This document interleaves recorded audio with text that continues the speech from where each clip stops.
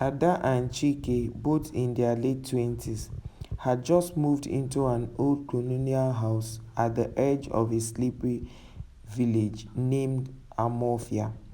The house, a grand but dilapidated structure, was surrounded by wild floral that had reclaimed much of the land.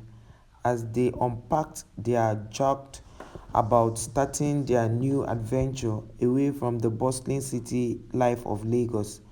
That night, as they settled in, an air of silence enveloped the house, a stark contrast to the nocturnal sounds of the city they were used to. Just as they were about to sleep, Ada thought she heard a faint whisper. Chike assured her it was just the wind playing tricks as it passed through the cracks of their new home. The chapter sets in an element mystery with the whispers as Ada hears. As the days passed, Ada and Chike began to settle into their new life. However, the night, just as the village plunged into darkness, the whispers returned. This time, Chike heard them too. They were soft and untangible in a distant conversation where words molded into a night air. One evening, driven by curiosity and heat of fear, they followed the whispers into a small sealed room at the back of the house. The door was locked, but the whispers seemed to seep through its old wooden frame. They decided to investigate further into the morning light. With the break of day, the couple approached the sealed room. The whispers had ceased, and in the night of day, their fears seemed unfounded.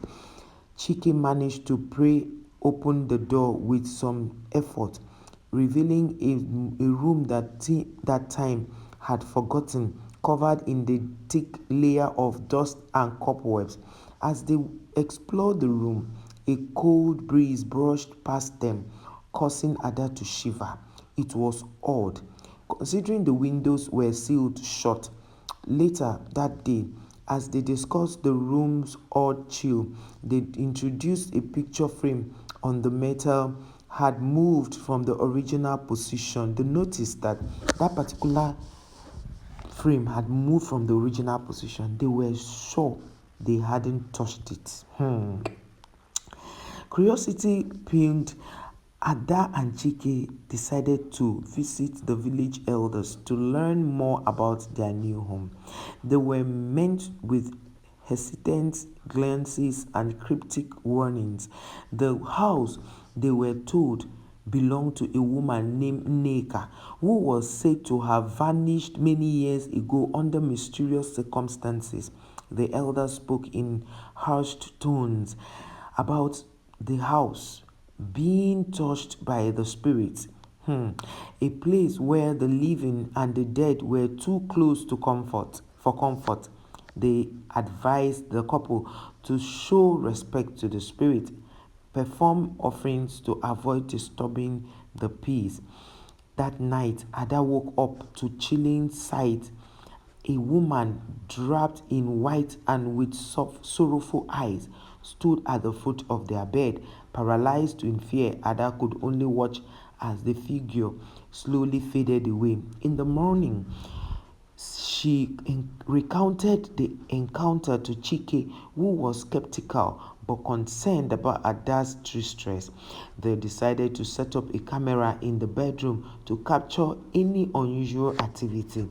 The next night, the camera's motion sensor was triggered, but upon review, this footage only showed a sudden gust of wind stirring the curtains. The chapter Ada revolved into the village archives. She uncovered a tragic tale. Neka was once a beloved teacher in the village, known for her kindness. However, her life took a dark turn when she fell in love with a man who promised her marriage, but instead of betrayed her. leading her into untimely demise. The couple realized that the disturbances in the house might be Nneka's way of expressing her unresolved anguish. They felt a growing responsibility to help her find peace, not just for their sake, for the Nneka's well-being. The haunting grew more intense. Doors slammed shut, lights flickered, and an air lullaby echoed through the halls at night. The couple felt an increasing sense of unease, as if Nneka's spirit was growing impatient. One night, a violent storm hit the village, and the house seemed to come alive with energy. Amidst the thunder, Ada and Chike heard a clear, anguishing cry that seemed to pierce through the echoes of the storm. Wow. Determined by them to understand the cause of Nneka's torment, Ada and Chike sought out a local historian who had extensively studied the village's past. The historian shared tales of love, betrayal, and a curse that was said to bind Nneka's spirit as to the house. The couple learned that for Nneka to be free, for her spirit to be free, they would need to uncover the truth about her betrayal and bring to light. They began to quest for gather information from the village archives, old newspapers, and personal accounts from the oldest villagers. Realizing they needed more direction, communication with Nneka's spirit, Ada and Chike invited a renowned medium of the house. The medium, a wise old woman named Ifeoma, had a reputation for her ability to speak to the dead. During a sense held in the very room where the whispers were first heard, Ifeoma made contact with Nneka. The air grew cold and the candles flickered as Nneka's voice filled the room, telling the story of love and betrayal. Through Ifeoma, Nneka revealed that her loved had been a wealthy merchant who had promised to marry her, but instead abandoned her when she became pregnant. Heartbroken and ashamed, she had been unable to hear the weight of her sorrow. Nneka's spirit conveyed a desperate need for closure and for her story to be acknowledged by the descendants of those who had wronged her. Ada and Chike promised to help her find peace. Empowered by Nneka's message, Ada and Chike set out to fulfill their promise. However, the more they tried to help, the more restless Nneka's spirit became. Objects around the house began to move with increasing violence, and the whispers turned into screams that filled the night. The couple realized that their actions may have inadvertently stirred Nneka's and they needed to find a way to calm the spirit before they could help her move on. Ada and Chike consulted Ifeoma and who advised them to perform a traditional ritual to appease Nneka's spirit. They gathered local herbs, white candles, and piece of Nneka's remaining belongings as instructed. Under the full moon, they set up the ritual in the garden.